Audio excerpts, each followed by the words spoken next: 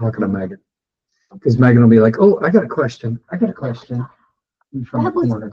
All right, I'm going to hit record now, and I got to figure out how to do this. I'm probably going to have to do some edits.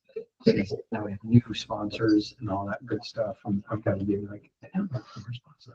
So let me try this. 3, 2, 1. Folks, welcome to Toasting to Business. What? Happy New Year, Tommy. Happy New Year.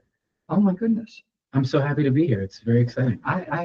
It was like pulling teeth out. He's like, I'll do it. And he's like, maybe, no, I'll sit on the side. I'm like, come on. You actually are good at this. I appreciate that. I try. And might not be as good looking as Lynn, but Definitely not. you know, she's smarter than both of us too. So but she can't make it. She's stuck up north somewhere. So I'll do my best to fill in. I'm glad. And you know, we've got a great guest on today. We're trying out some new things here. I've got, besides our normal sponsor of Perspective, without an E, we do have another official sponsor of the podcast. And so, folks, here's a word from our sponsors. Okay, that's good enough. Now I'll know where to fill it in. It's like people are like, what?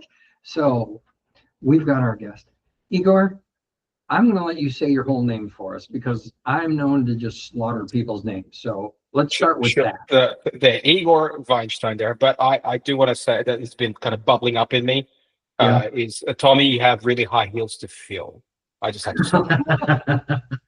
That's a good one. I like that. I believe so. I believe you're right. And Lynn likes her shoes. I will tell you what, that is a fashionista. Is that it when it comes to shoes? But we're not here to talk about Lynn's shoes. We're here to talk with Igor today. You reached out and I read your bio and I was like, holy cow. Starts way back.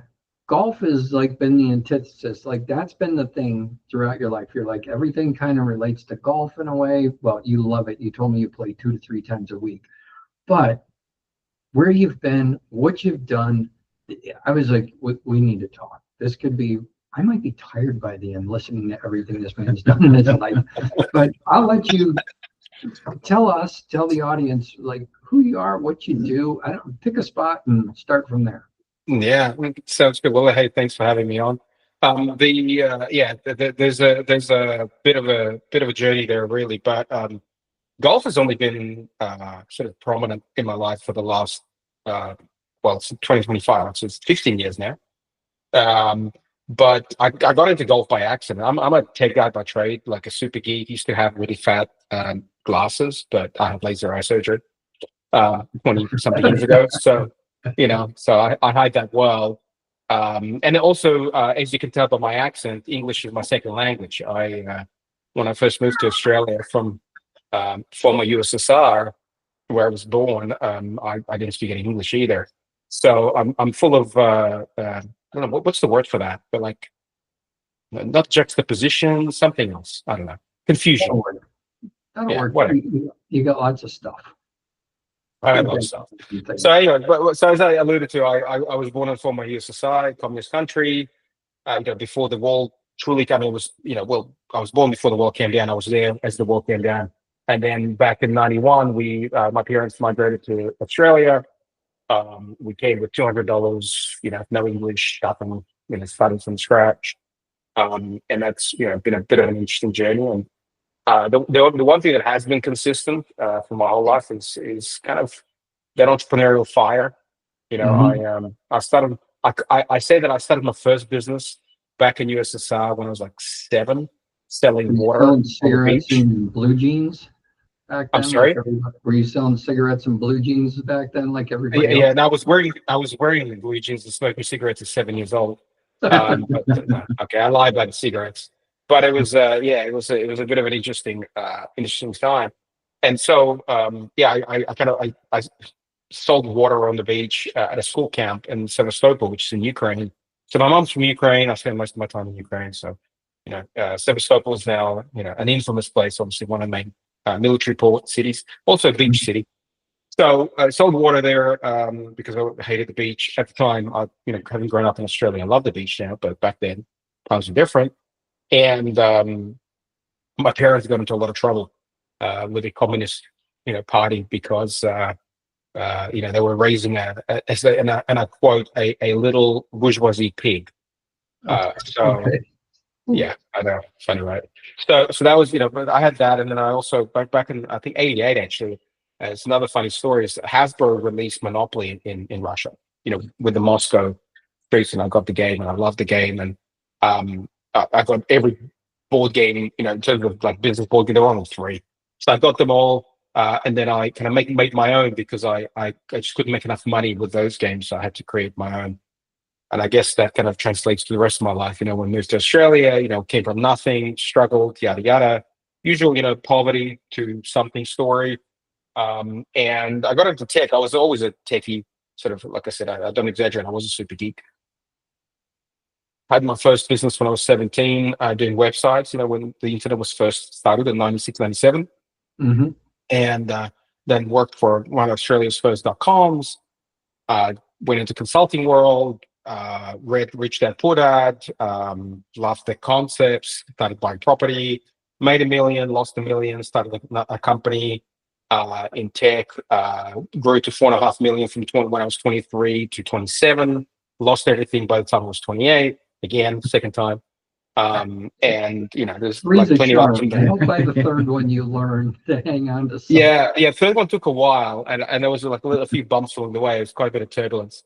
And so got into golf in 2010, 2011, kind of by accident. I was working at a tech firm. I was working at an Australian Post doing tech stuff, but my friend said, "Hey, you should try golf." And I'm like, "Why would I try?" I tried it a bit of college, like things you try at college, that most things don't really stick with you. And I thought, all right, I'll try. And I fell in love with golf, and then we ended up buying this business called Golftec Australia, which was an indoor golf center. And then through that, I met Golftec USA in 2013. And I'll come back to why that's interesting.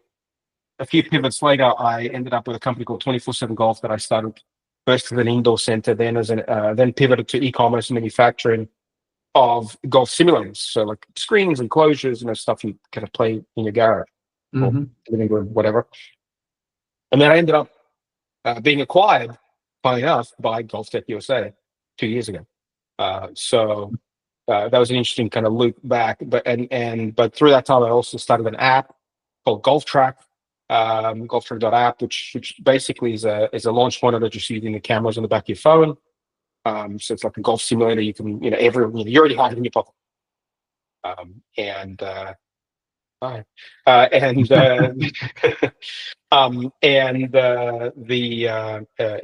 Along that, and coming back to this, earlier story I mentioned about the board game, and then I also invented a board game called Entrepreneurpoly.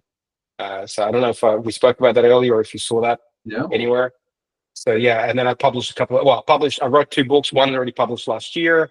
Second one's coming out very soon, next month, hopefully. And now sort of do a lot of different startups. I'm still with Golftec. I'm helping them grow the business, and so I'm there for a couple more years as I kind of embark on other things and kind of learn more about or grow more and do more and do that kind of thing. So yeah. Well, that's one of, I've got 2 questions, and one is one that Lynn would ask all the time, but I'm going to save that one for a second. But a lot of folks don't, when you get acquired, and you hear it quite often, the owners have to, it's like a long-term turnkey operation. They're like, we want to keep you. Yeah. And whether it's temporary or permanent.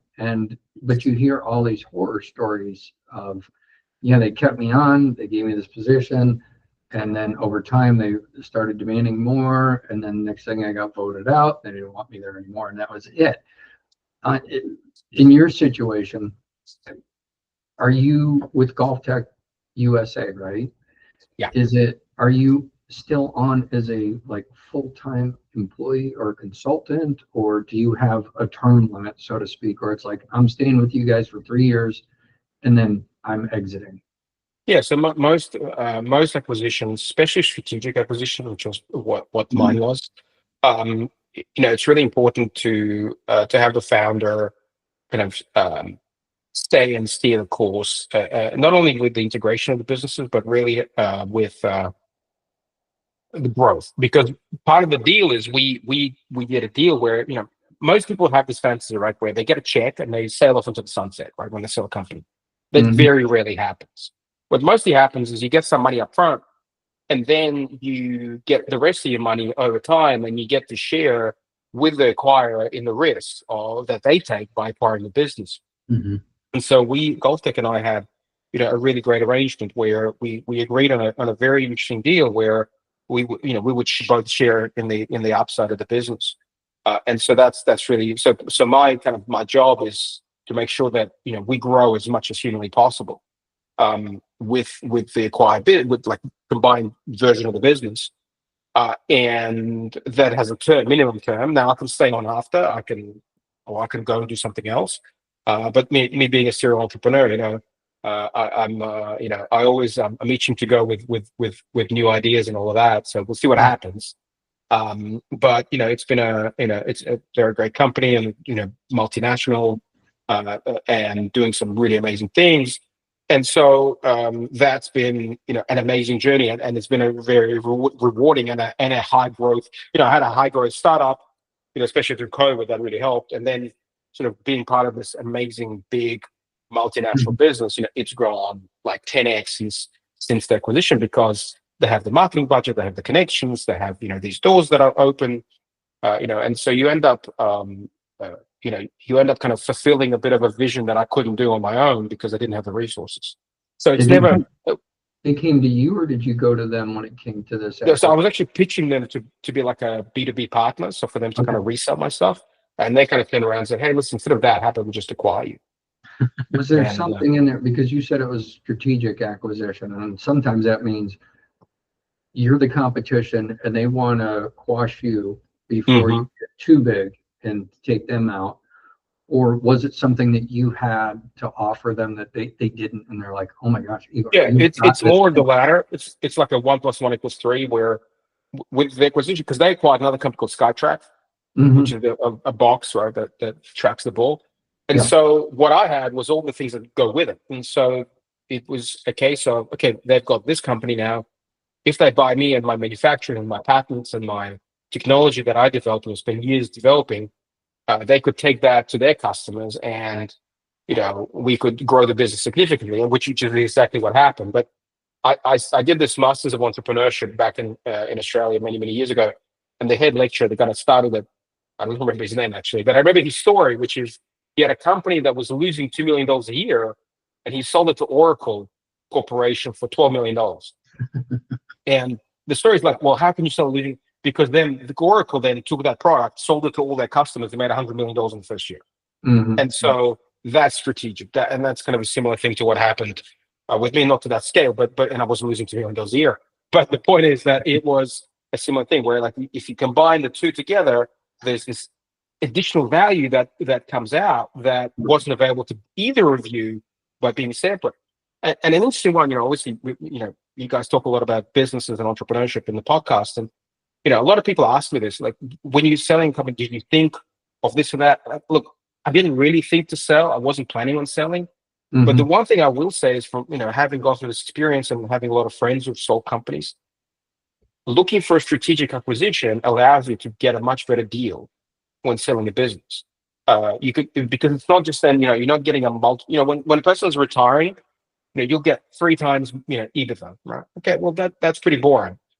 But if you go, hey, listen, you know, I could get, say, the next year and next 2 years of, your EBITDA paid up front, but then I could make 4 times my, 4, 5, 6 times my EBITDA, you know, for the next few years, because together we're stronger. That's really valuable to both companies, especially if you know, with a public company, because most public companies, you know, they get a 20 to 30 PE ratio. So, you know, if you make $1 million, to them, you're worth $20 to $30 million straight away, as soon as they acquire, right? Because it goes to their bottom line on the stock market. You know, you could sell it for 10 and they still double their money.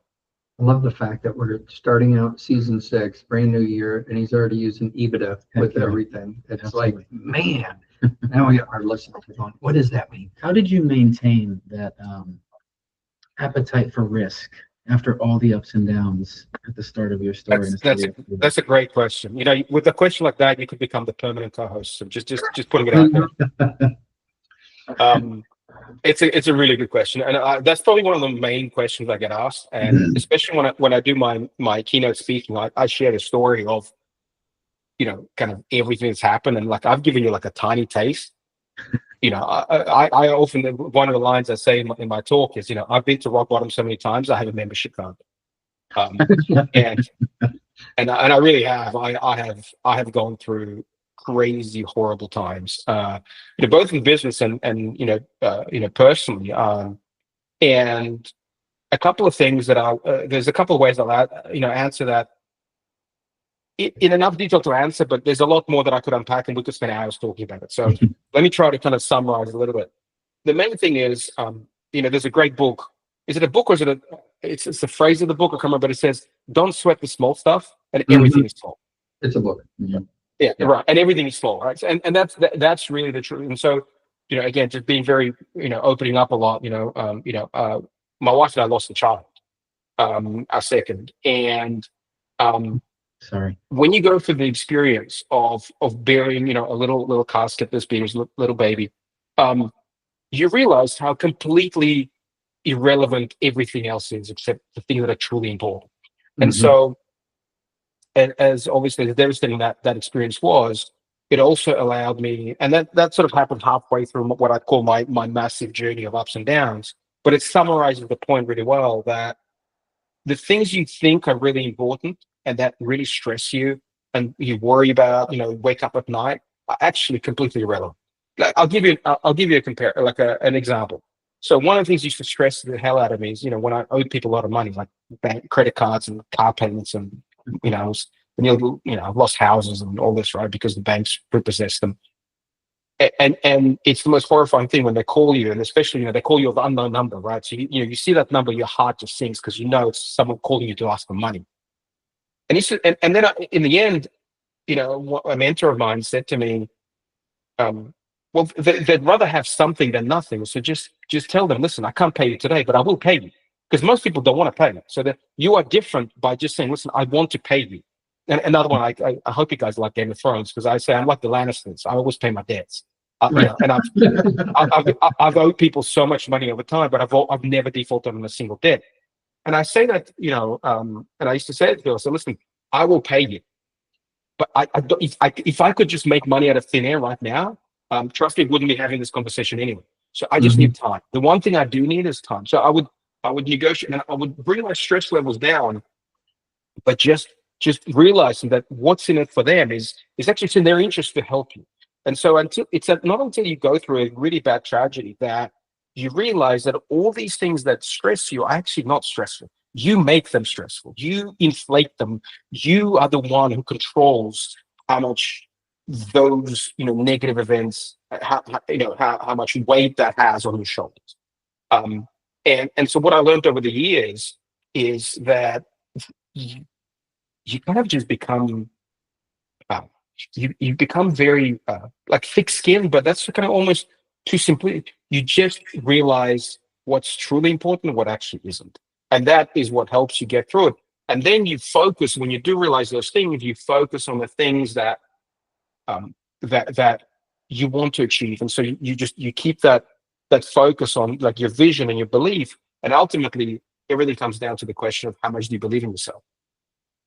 Yeah. Does that answer your question? Kind of long-winded. And then I can assume that you apply that same logic to strategic decisions in your business too, because maybe this decision doesn't deserve as much of my attention as I'm giving it, and the other thing might be more, I suppose. It does. It's actually most applicable, really, in working with the teams that I hire.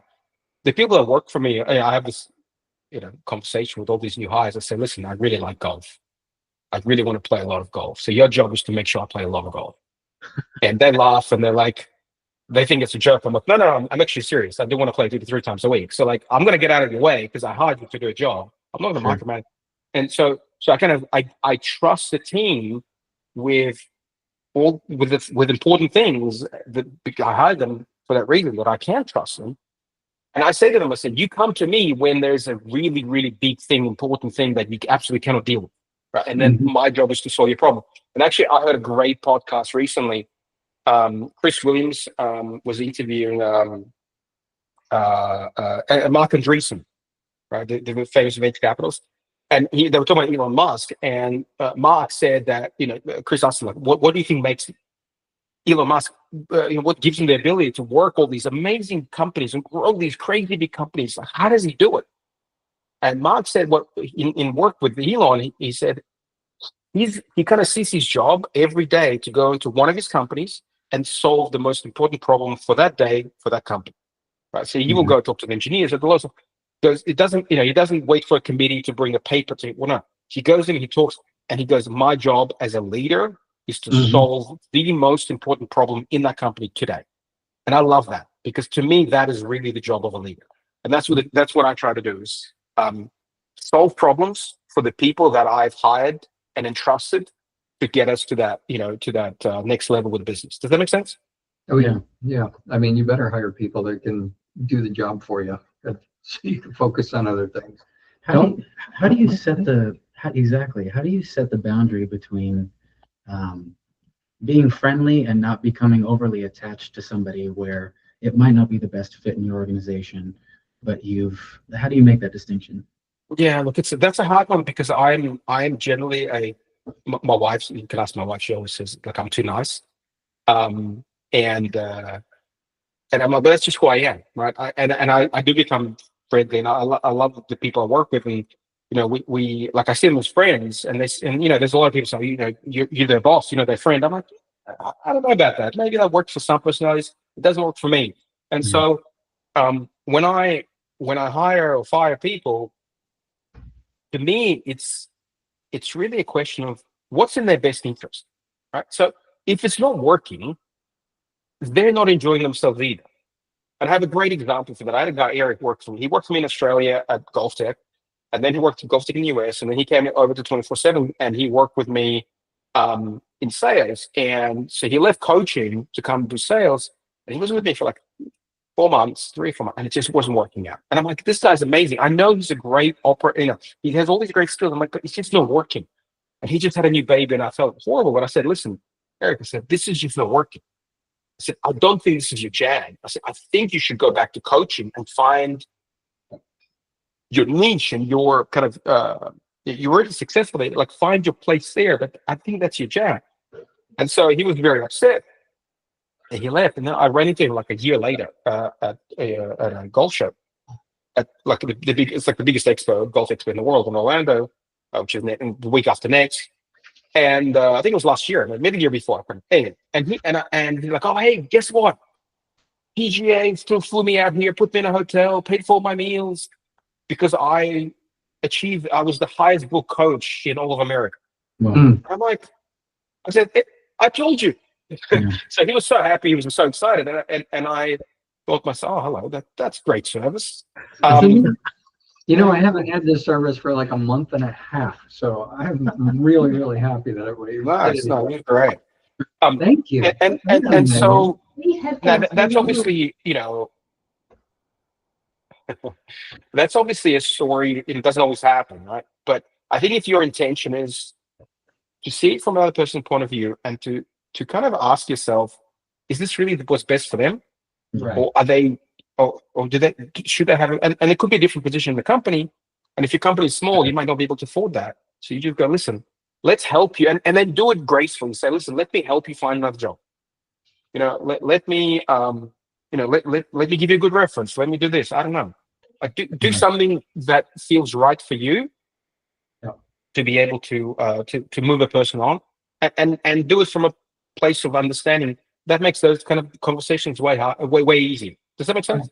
Yeah, I've dealt with that throughout my career, and some people just don't work. I mean, it's like you've hired them to do a job, you trust them to do the job. The last thing, and you're probably like me, I don't want to micromanage somebody. Yeah, I mean, you don't want to turn around and tell your bass player, listen, it's just not, you're just not hitting every note that we need, and you were hired to do this, and you just do it. I mean, trying to compare it. But, yeah, I hire the best, and they know what to do. You don't have to tell them. Right. This is your job. You know what you're doing. And I've listed out your tasks. These are the things you're supposed to do. And if you're not doing your tasks and fulfilling those, now, if I give you something new to do, and you don't know it, and we try to work through it together and it doesn't work, then okay, I get it. But this is the job you were hired to do it, and you're not hitting your mark. One, if they're a great person and they're an asset to the company, like you said, maybe it's repositioning them if you can. Yeah. But if not, as you said, it's time for you to go find a better road. And I'll tell you something. I read this great quote on LinkedIn as well, and it really stuck with me. One of those memes, and it said, when you promote the wrong people, the right people start to leave. Mm-hmm. And so, if you get the wrong people and you don't do anything about it, the right people will see that, and they will slowly look for other opportunities, because they're like, well, what's the point? Why am I here? Why am I working my ass off? Right. To perform for you, perform for the company, for the team, when people who are low performers, there's no consequence, so they just become low performers. And the best companies in the world, they take the bottom X number of percent, or in case of Twitter, when Elon Musk came in, the bottom 70% of the of the team. Just get rid of them. Well, the biggest mistake I've seen is when it is in sales. And they have these great salespeople, and they're fantastic at their job. And they're like, we're going to promote them. Now we're going to make them a sales manager. They're not. I love that. I know so many sales managers stink. They fail. Yeah. They don't have that. They don't have the people skills, the management skills, or don't want to learn it. Great at sales, horrible managers. And it's But it's not their thing. Like the worst thing you can do to a great salesperson is make them a manager. Like you could not do a worse decision. Because the greatest salespeople are hunters. They love the thrill of the chase. They need to be out there hunting. And what you do now, if you want a great like a sales manager, you find a great leader who knows how to herd these cats. That's the skill set you want. You mentioned the thrill of the chase, and this is my other question. This is my Lynn question, and she asks this all the time. What is it as an entrepreneur that makes you tick and always want to go on to the next thing? Right? We've always got something. It's like we can't show one another. It's like we can't be satisfied. It's like, yeah, I got this great thing, but you're even doing it in music. Sure. You're great at what you do. You're an amazing lounge singer, musician, like the Smokey Rat Pack type stuff. Sure. But you're venturing into pop. Right. You've told me that. So it's like, why can't you just be happy with what you're doing? So you got this mindset as well, like the rest of us. But Igor, what is it? Why do you always have that itch to? I think it's another great question. So don't quit your day job. So I've tried to fire myself from my regular day job. I mean, it comes up a lot, and there's a whole question of nurture versus nature as well. And I think I have a lot of nature in it, but then it's nurtured as well. And my son's about to turn 10, and I sometimes I feel he's a clone, not a son. But I can see him, or I can already see that nature, in him. And my daughter's just turned 6, and I'm starting to see bits of it as well. But time will tell. I think it's the high you get from the process. And this is where most people who are not entrepreneurs, I think, make a critical mistake in how they look at us serial entrepreneurs. And they think that, we chase the money, we chase the fame, we chase this or that. And most of the time, sometimes, but most of the time, it's really not that. It's we get addicted to the high you get from creation. It's like, for me, business is like, it's like painting, right? Like I love creating something new. I love, it's like a paint, like, hey, you've painted this painting, like, why paint more? It's amazing. Like, why not just stop there? Like, yeah, but they don't do it for you. The greatest artists, and as a musician, you probably know that, right? The greatest artists don't do it for you. They do it for themselves. And I feel like as a serial entrepreneur, that's my answer. It's like, I'm doing this for me because I freaking love the high you feel from, creating. And especially, I've created digital businesses and I've created physical businesses. And then I've had, I've got a patent and whatever. Having that is like having something physical. And I wish I had my board game behind me, but like when I first got the package, I was like, man, the joy I felt was like, like not as much as delivering a baby, but like close. Where you like, I created this. This was a thought. And best ideas come either in the shower or in the toilet, right? So like, I had this thought. I had this thought somewhere, in one of those two places, and then all of a sudden, there's this real thing that I'm holding in my hands, and then there's customers that buy it because at that point it's a hobby, right? You got to make some money, and then customers buy it, and then customers like send you a photo of them holding it, and you're like, man, that is just epic. Yeah.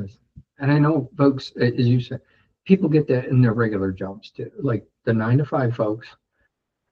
There's people in different industries, whether it's construction, painting, cooking, you name it, where there's a tangible deliverable, and you're giving that to somebody, and you get to see the satisfaction or joy of what you've delivered to them.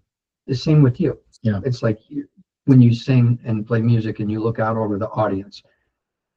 I guarantee, as much as you love doing it for yourself, that high that you get is from seeing the joy on their faces. That instant reaction and feedback. So it's the same thing. And the button goes on your shirt. Like yeah, right. And there's a word for, what you talk about is purpose, right? So you're right. People who, you don't have to be an entrepreneur to have this. You don't have to be an artist to have this. You can, but what you do have to have is you have to have purpose. You have to do something that means something to someone. And I think a lot of people that are miserable in their jobs, and there's plenty of those, because they feel like what they do doesn't really matter. And I worked at banks, big Australian banks, for example, and I can tell you could fire half like 30,000 people. You could fire 15,000 people. No one would notice, right? And because they don't really do anything. They have meaningless meetings and they just do busy stuff. And the reality is like that again.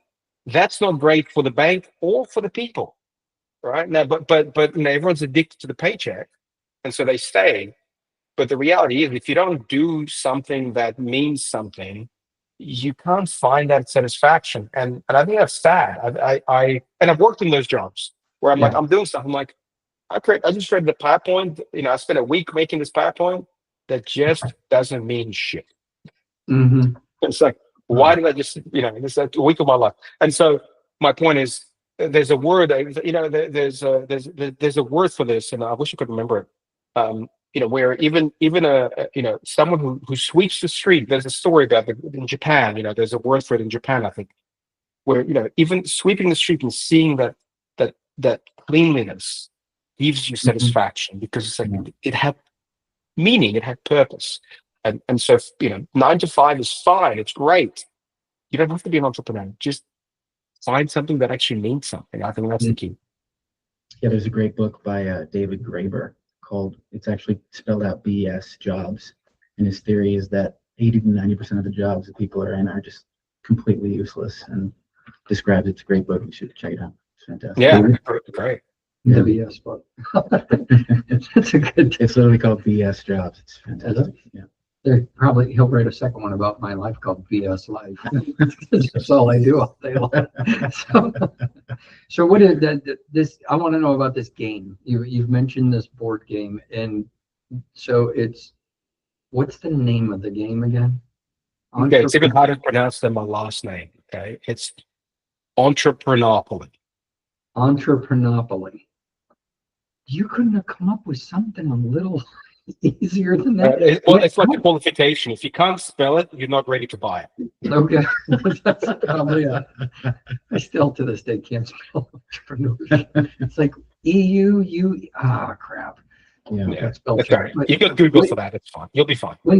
How old were you when you had that light bulb moment about I gotta make this game? What is this? Yeah, it was about 2007, and it was a cloudy day. But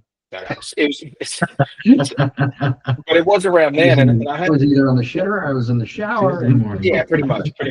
And there was I've gone through all these ups and downs, and mostly downs at that point. And I used to devour business biographies, and I still love documentaries, and Netflix or HBO, whatever, right? Those business documentaries. And I would devour every single book I could get my hands on in regard to entrepreneurs, famous entrepreneurs, lots of famous entrepreneurs, and just reading their stories. And I felt I just learned so much. I could almost relive. And by the way, one of my favorite of all time, just to put a shout out there, is called Shoe Dog. The guy that started Nike. And because I feel it's quite real. He really goes into the detail of just the pain you feel going through entrepreneurship, and I think that's important. And I'll come back to that point in a second. So I had this idea to create a game, and I was also inspired by Robert Kiyosaki. He's got a board game called Cash Flow 101, and I used to play that, and I loved it, and I still love it, and I think it's amazing.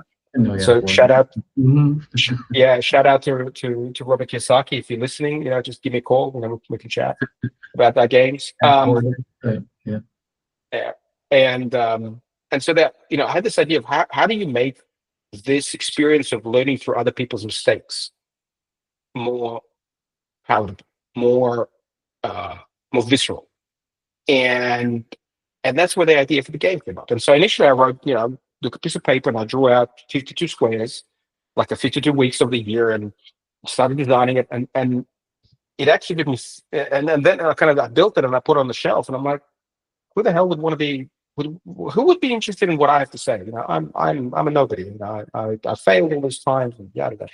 So I was 27. And so about 2 years ago, when I saw my company and I've had all the success, and I kind of got over this whole imposter syndrome.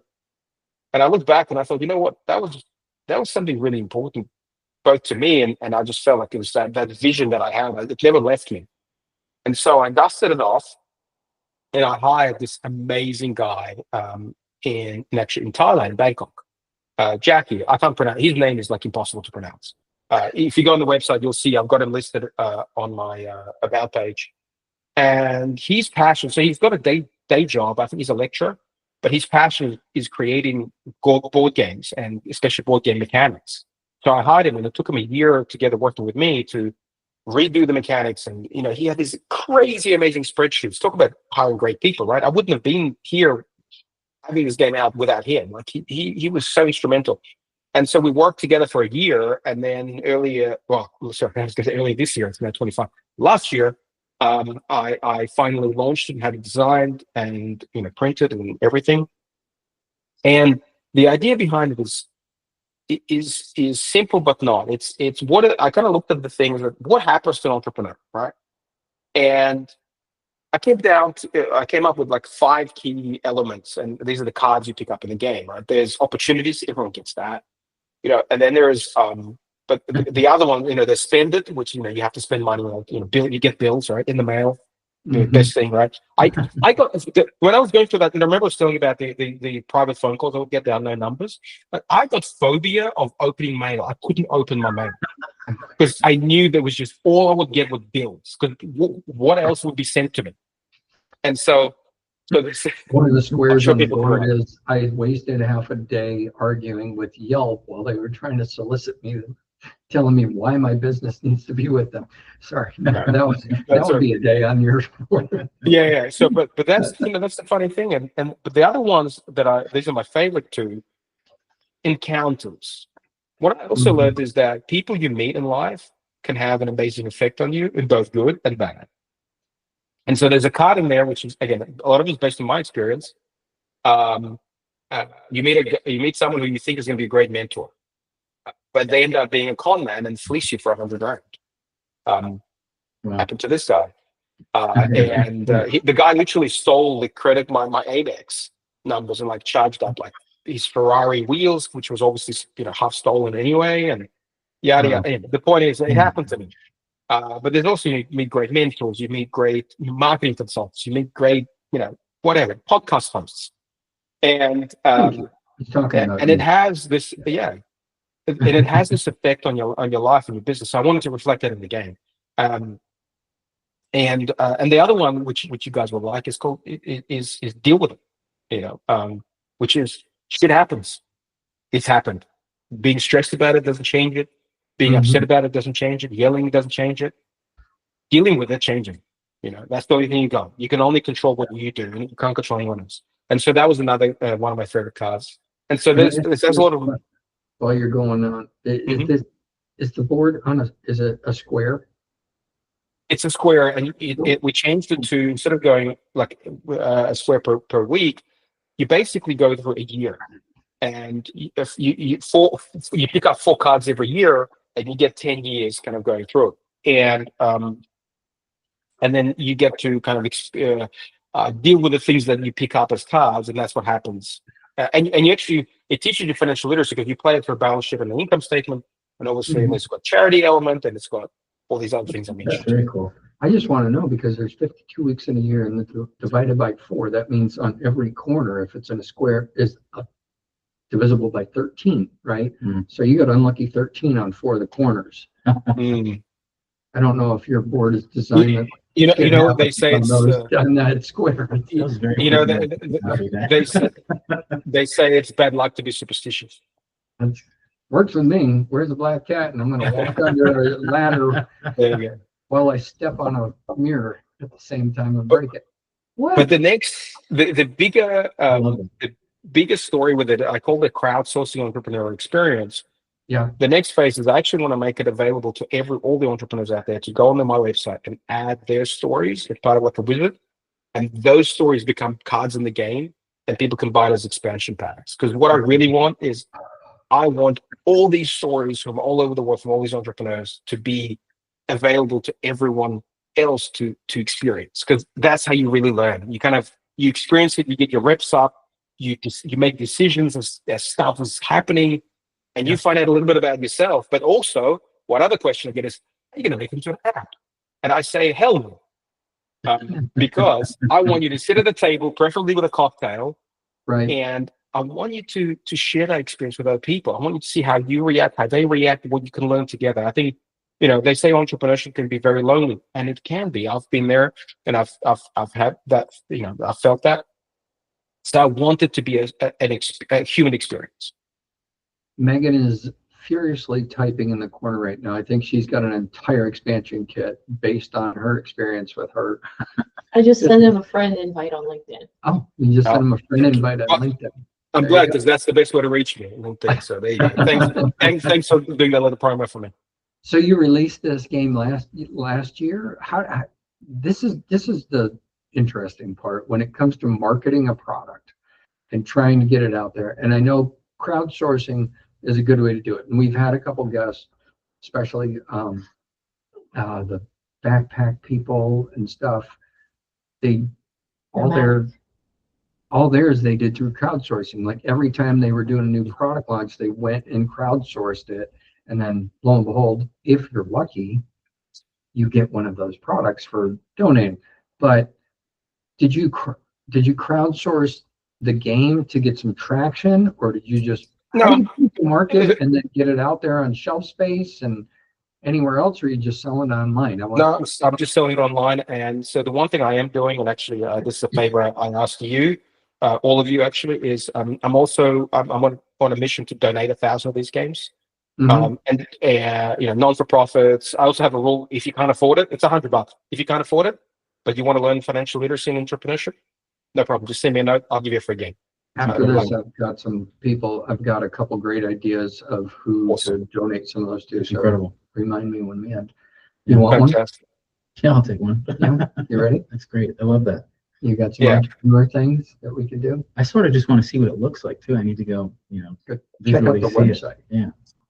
There's some videos on the website, but the one things I'm doing is obviously just doing donating, and getting the name out there. I'm doing keynote speaking about it. I'm actually doing a TEDx talk in a few months. I got invited to speak about this whole concept of crowdsourcing entrepreneur experience, which is really based on the board game. So hopefully that will get a bit of traction.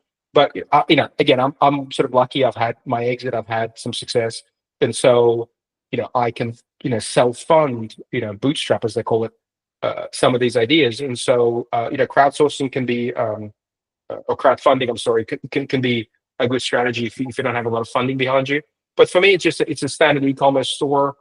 Market it, talk about it on podcasts, talk about it to people, and it kind of, there's a tipping point where at some point enough people are talking about it that there's a self perpetuating kind of marketing machine. And I'm not doing ads at the moment because I really want to just people to experience it. I still want to learn a little bit about, get some feedback from people who have bought it.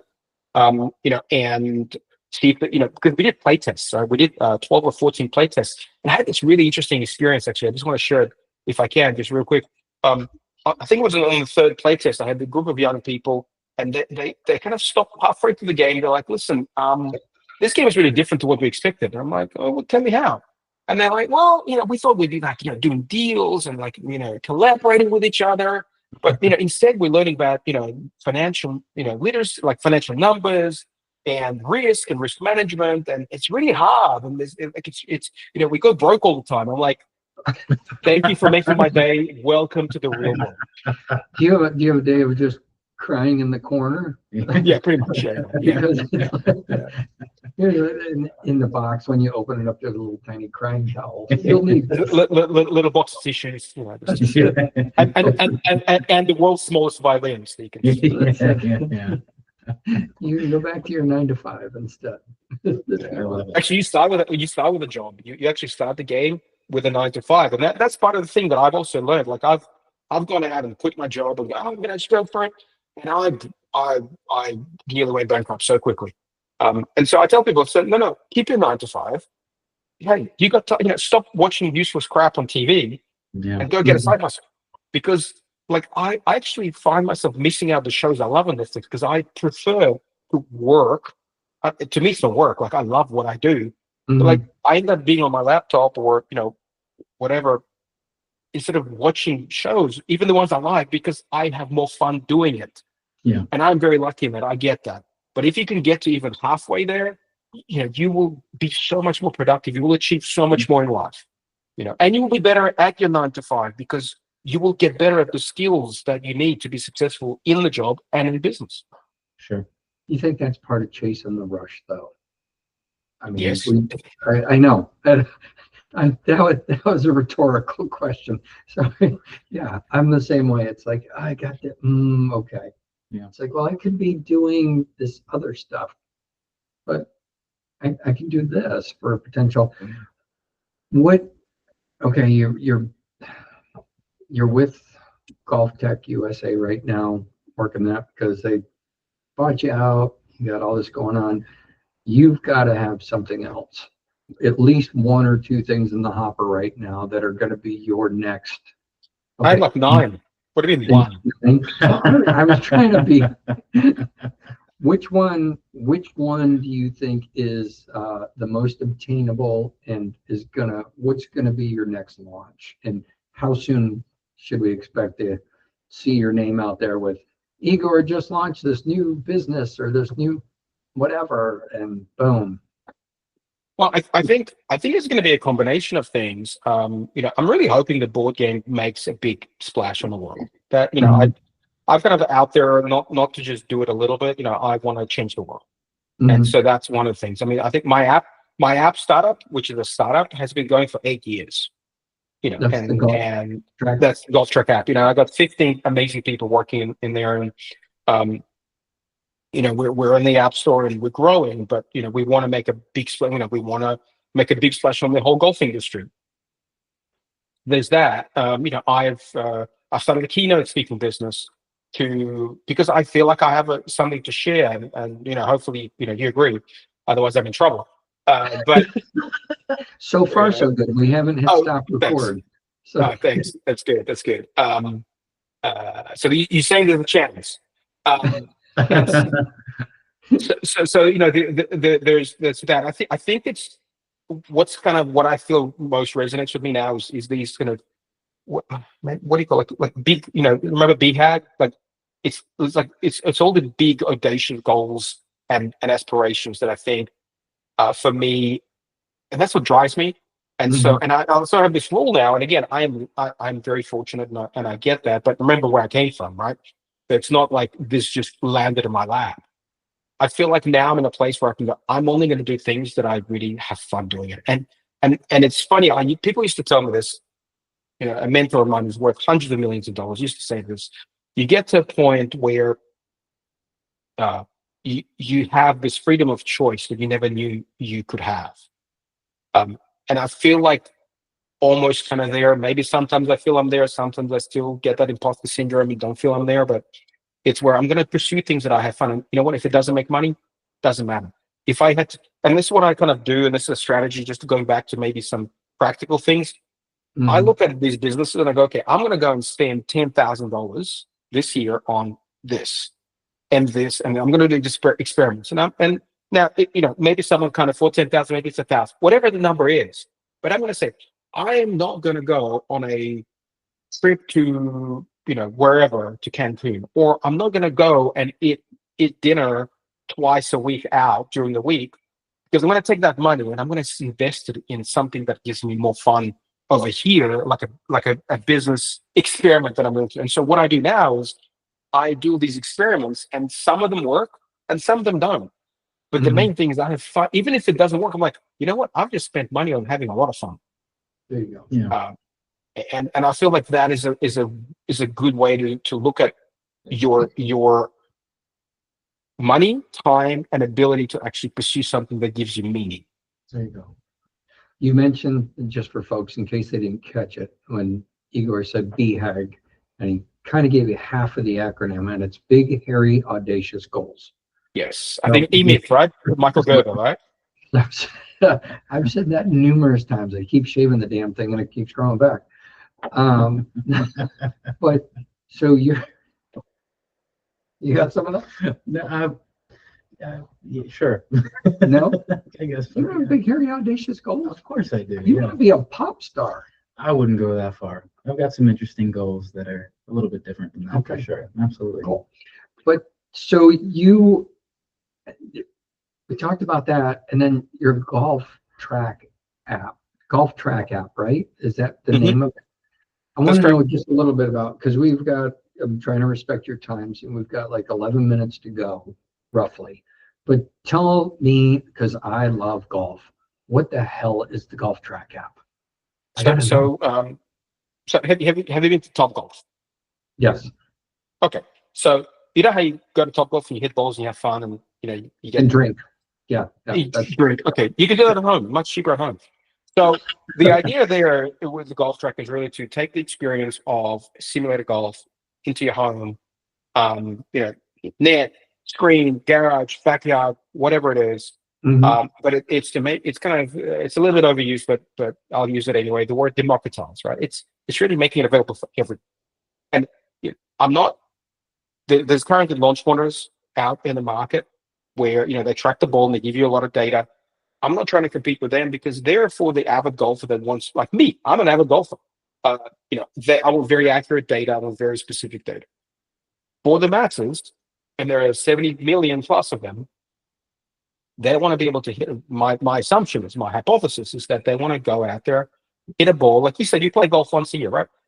Would you go and spend $5,000 on a device that tells you what your ball does? Not at the moment. Not at the moment, right? And so the idea is that you already have. I can see, Tommy, you got an iPhone there. That's an iPhone, right, on the table? Yes, it is. Yep. Hey, oh yeah. Oh, I've got the same one. Look at this. White Pro Max. Mine's that goldish color, but yes. Oh, gold. Okay, well that's fine. So Cool. I'll give you this time. So but the idea is like that on the desk is your launch monitor. That is your golf simulator. You can put it on a tripod. You can play at home. You can play courses. You can have fun. You can improve a little bit. But it's really for the top golf customer. I call it top golf, right? It's people who are not the crazies, like I'm sub 5 handicap, etc. Right? So I'm a bit obsessive. I'm not the target market for it. But there's a massive audience out there, millions and millions of people that I believe want to experience golf, and especially now with TGL just launched the other day. I don't know if you guys watched that. The indoor league that's owned by Tiger Woods and Rory and all these other people. That experience of, if you can take that and package it up and make it available to anyone who's got a phone in the world, I think, has a bit of potential to it. And so that's the app is to take that experience. It's at an accuracy point where it's definitely, can be comparable to all the major systems out there, but you already have it in your pocket. And so the idea is that it just allows you to enjoy that and have that experience, the fun experience at your leisure. Does that kind of summarize it? This is a golf sim app on your phone, basically. Correct. that's exactly. Sort of like augmented reality. Like, is it using the camera or is it just more? It uses the cameras to track the ball, and yeah, it gives you data, and you can hook it up to like a virtual golf software, so you can actually play courses. You can do different driving ranges. You can have fun. You can have friends over if you have friends. Yeah. It's amazing. I don't want to discriminate. Like that. I want one. Sort of catered to the casual enthusiast, I suppose. Yeah, exactly. That's what I call it. It's the casual golfer, and it's a freemium model, so it's free to use. And then we're just changing the model actually at the moment in terms of the pricing model, but it'll be just $99 a year, which is a nice comparison to thousands of dollars, right? And you can do that. And then if you want to play courses, just another $99 a year on top of that. So for a couple $100 a year, you have access to courses. You can practice. You can do all these sorts of things, and ultimately have fun. Because to me, golf can be fun. People take golf very seriously, as you may know. But as I think your friend does, right? We're the one who gets upset at you. Yeah, he does have fun, but he just doesn't understand. He does. He's played. I mean, he's my best friend. He's played golf with me for years. It's just like, Okay. Like he's like, it's the natural thing. And I'm like, well, I started playing. I had a club in my hand when I was 3 years old. Right. So, but it's like, yeah, you just go out, you shoot once a year, and you low 80s easily. He goes, maybe if you avoided the drink cart girl in the back nine, you'd probably shoot in the 70s once a year. I'm good. I'm the other way around. You know, the other way. But I think a lot of that is theory too. People, they don't know how to dissect the golf course the right way, and they play golf all the wrong ways. They're going after this, that, and the other thing. And when it comes to, if they want to improve their game and improve their score, because that's really what it is. Everybody wants to have a better score. And I think that folks, they don't know how to approach the golf course the correct way. Yeah. And so we could talk about that. Kind of like business. Spend hours on that. Mm-hmm. So anyway. I'd love to ask one more business question if Please. I can. It's just been lingering, and I know we're short on time, but I suppose that's a great segue. When you were in the growth stages, the beginning of any of the things that you've done, how did you manage your time so that you could be efficient and not get burned out? Or was it just, I have to wear every hat and I'm just going and I'm not thinking about it? Or did you really think about how you were bifurcating your attention and setting up your schedule? Good question. So do you remember a movie called Gattaca? Yes. Not a great movie, but yes. I kind of enjoyed it, but there's a moment where the brother of the guy, the genetically modified guy, asks his non-genetically modified brother, "How do you always beat me, swimming?" Right? Remember that whole scene? I don't know. For those that don't know, but you'll get the point. And he's got his answer is, I don't leave any energy for the trip back. It's like he's just all out. And to be honest, there is no such thing as managing your time. It's like I think that's just a thing we say to ourselves. I don't know why, but to be truly successful, it's all out, full steam ahead. Don't leave that energy behind. Like at the end of the day, even these days, if I don't go to bed completely exhausted, mostly mentally, I'm like, I didn't have a productive day. Like I don't feel like I've got enough done. And not in a busy sense, like don't create work for no reason. But when as we spoke about it very early in the podcast, like if you're very precise with what's important, you give it all the energy and you achieve as much as you can, and then you go to bed exhausted, and you wake up and you do it all over again. Because in that growth phase, you should have no energy left at the end of the day. So there is no such thing as the work-life balance. It's like it is all in. And I mean, obviously, like, hey, time with my kids is the most important thing in my world. Sure. But that's part of it as well, because that also uses up energy, it uses up focus and all that. It's prioritization question, not a exclusion question, right? You have to prioritize, but you got to go like, there is it's just there's so much to do, and every single day there's just a mountain of things to get done and achieve, and people to talk to, and all of that. And you just got to do your best, and you push yourself hard. Because you know what the other thing will happen? It's like going to gym, right? And you will build the muscle of optimization and prioritization. You will get better and better at managing this sort of tsunami of things that are coming your way on a daily basis. And so if you take it easy, or don't go as hard as you could, you're not really building that ability to handle all those things. And I think that actually is a key element to success, is to be able to handle all those things. Does that answer your question? Absolutely, yeah. Yeah. I think that's. I guess what I'm getting at also is, how did you decide? Like, how did you prioritize the things that needed to be prioritized so that you could create somewhat of a pseudo schedule? Because I understand what you're saying. It's just, we're just going, we're getting everything done, whatever has to happen, putting out fires as they come up. But how did you create a schedule of things that you prioritize to make things happen? I'm actually really bad at scheduling. I'll be honest with you. What I am, I look at it as a what can move the needle the most, and you probably are the only person who can answer that. So you look at, I open my day, I look at my, for example, even now, I look at my reminders, look at my calendar. What do I have for the day? I get up just after 5. I look at my day, and then I go, and then I kind of, in my head, I reprioritize what's, truly, really, really important. And it just start pumping those out. And I kind of see where I get to. And so I'm a huge fan of the Agile methodology in software development. My second book is actually called Agile Manifestation, which is kind of taking the Agile principles and applying it to the whole, law of attraction and manifestation.